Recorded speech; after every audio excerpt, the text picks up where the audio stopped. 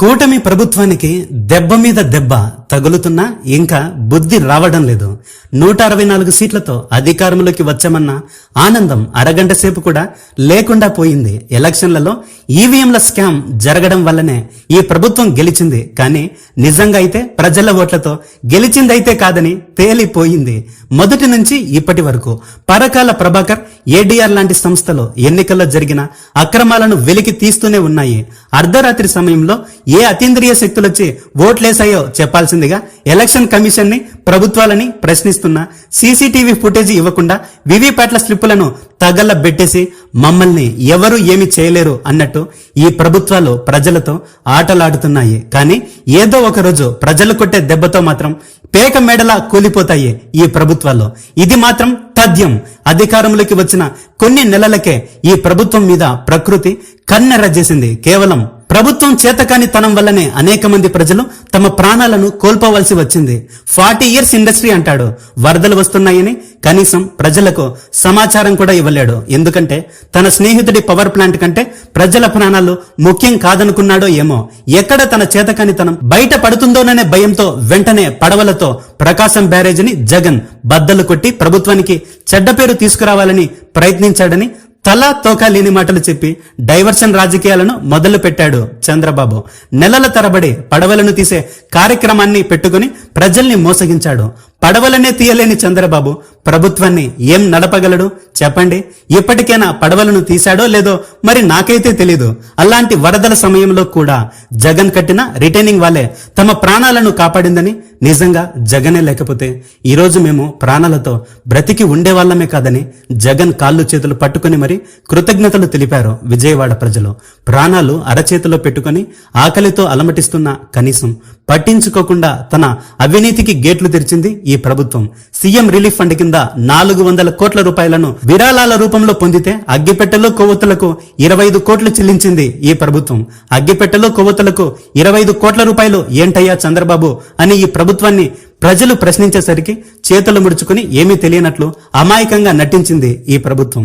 ఎలక్షన్లలో అవకతవకలు జరిగాయని ఫామ్ 20ని ఇవ్వాల్సిందిగా సర్వే సంస్థలన్నీ ఎలక్షన్ కమిషన్ ని కోరినప్పటికీ పట్టించుకోకుండా 100 రోజులు పూర్తయిన సందర్భంలో ప్రభుత్వం సంబరాలు జరుపుకుంటుంటే ఎలక్షన్ కమిషన్ ఎవరికీ తెలియకుండా ఫామ్ 20ని అప్లోడ్ చేసింది. తరువాత తెలుగుదేశం ప్రభుత్వం తిరుమల లడ్డూలో జంతువుల కొవ్వు కలిసిందని డైవర్షన్ పాలిటిక్స్ ని తారాస్థాయికి తీసుకెళ్లింది. ఇలా అయితే తెలుగుదేశం ప్రభుత్వమే మొత్తం క్రెడిట్ ని కొట్టేస్తుందేమోనని భయంతో 11 రోజుల పాటు అన్నం తినని ఒక ప్రశ్నించే పెద్ద మనిషి ఒక అడుగు ముందుకేసి మరి వైసీపీ ప్రభుత్వం జంతువుల కొవ్వు కలిసిన 1,00,000 లడ్డూలను అయోధ్యకు పంపిందంటూ ఇదే క్రిస్టియన్లకు, ముస్లింలకు జరిగితే ఊరుకుంటారా అంటూ కులాల మధ్య, మతాల మధ్య చిచ్చులు రేపి విజయవాడ కనకదుర్గమ్మ మెట్లు కింద నుంచి పైకి కడిగి తన పర్ఫార్మెన్స్ ని ప్రజలందరికీ చూపించాడు. నేను బాప్తీసం తీసుకున్న క్రిస్టియన్ని, బీఫ్ తినే ముస్లింని, నాకు కులముందా, మతముందా అంటూ చివరాఖరికి I'm un unapologetic Sanatani Hindu అంటూ కేకలు వేశాడు. తరువాత చంద్రబాబు నాయుడు XXX సంస్కారవంతమైన సోపును పూసుకునే ఆ జన్మ బ్రహ్మచారిని, అదే బిఆర్ నాయుడు గారిని తిరుమల టీటీడీ చైర్మన్ గా నియమించడం జరిగింది. ఈ కూటమి ప్రభుత్వం వచ్చిన తరువాత తిరుమల లడ్డూలో జంతువుల కొవ్వు కలిసిందన్న తరువాత తిరుమల చరిత్రలో ఎన్నడూ జరగని విధంగా 4 చనిపోయారు తొక్కిసలాట జరిగి. సింహాచలంలో గోడకులి 7 మంది మరణించారు. ఇన్ని తప్పులు ఘోరాలు జరుగుతున్నా తెలుగుదేశం ప్రభుత్వం చేస్తున్న తప్పులే మళ్లీ మళ్లీ చేస్తూ తన అవినీతిని తారాస్థాయికి తీసుకెళ్లింది. బిఆర్ నాయుడు రాసలీలలో బయటకు వచ్చిన తరువాత కూడా ఈ ప్రభుత్వం బిఆర్ నాయుడుపై ఎలాంటి చర్యలు తీసుకోకపోవడం, బిఆర్ నాయుడు తనకు తాను వెంటనే రాజీనామా చేయాల్సింది పోయి తగ్గేదే లేదంటూ తాను చేసిన పనిని సమర్థించుకుంటూ మరిన్ని ఘోరమైన పాపాలకు కారణమవుతున్నాడు. వాలంటీర్లకు 10,000 ఇస్తానని మోసం చేశాడు చంద్రబాబు. అంగన్వాడీ ఆశా వర్కర్లకు ఆశలు పెట్టాడు చంద్రబాబు. ఇంటి వద్దకే వచ్చే రేషన్ ని నిలిపివేశాడు చంద్రబాబు. వైన్ షాపుల్లో పనిచేసే ఉద్యోగస్తులను తీసి పడేశాడు. వాలంటీర్ల పనులను కూడా సచివాలయ ఉద్యోగులతో చేయిస్తున్నాడు. గిట్టుబాటు ధర కూడా కల్పించకుండా దళారీ వ్యవస్థకు దోచిపెట్టి పబ్బం గడుపుకుంటూ రైతుల ఆత్మహత్యలకు కారణమవుతున్నాడు చంద్రబాబు. ఆంధ్రప్రదేశ్ మొత్తం హత్యలు అత్యాచారాలతో అన్యాయానికి గురవుతుంటే ఇలా ఒకటా రెండా చెప్పుకుంటూ పోతే ఈ రోజంతా సరిపోదు. రాష్ట్రం విడిపోయి 12 ఏళ్లు పూర్తవుతున్న రాష్ట్రానికి రాజధాని లేకుండా చేసి తన అంతులేని అవినీతికి అక్షయ పాత్రైన అమరావతిలో అవినీతిని పెంచి పోషిస్తున్నాడు.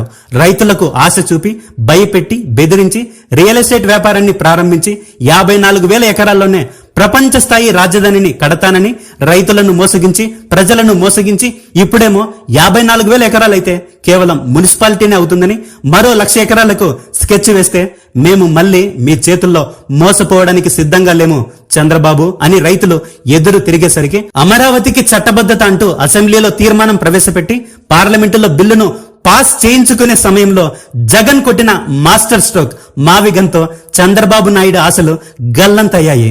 అది భరించలేని చంద్రబాబు పచ్చ మీడియా ఏబిఎన్ రాధాకృష్ణ మావిగన్ మీద కారు కూతలు కూస్తూ ఆంధ్రప్రదేశ్ మహిళల మీద నీచాతి నీచమైన వ్యాఖ్యలు చేసేసరికి వైసీపీ వాళ్ళు ఏబిఎన్ ఆఫీసుని ముట్టడించేసరికి ఆఫీసులో నుంచి పారిపోయి ఎక్కడ దాక్కున్నాడో ఇప్పటి వరకు తెలియదు. కూటమి ప్రభుత్వానికి ఇలా దెబ్బ మీద దెబ్బలు తగులుతున్నా కనీసం ఇప్పటికైనా తెలుసుకోకుండా శిశుపాలుడు 100 తప్పులు చేసిన విధంగా తప్పులను కుప్పలు తెప్పలుగా చేస్తూ పోతుంది ఈ పచ్చ ప్రభుత్వం. కానీ భవిష్యత్తులో తగిలే బలమైన దెబ్బతో ఈ ప్రభుత్వం కుప్ప కూలిపోవడం మాత్రం తథ్యం.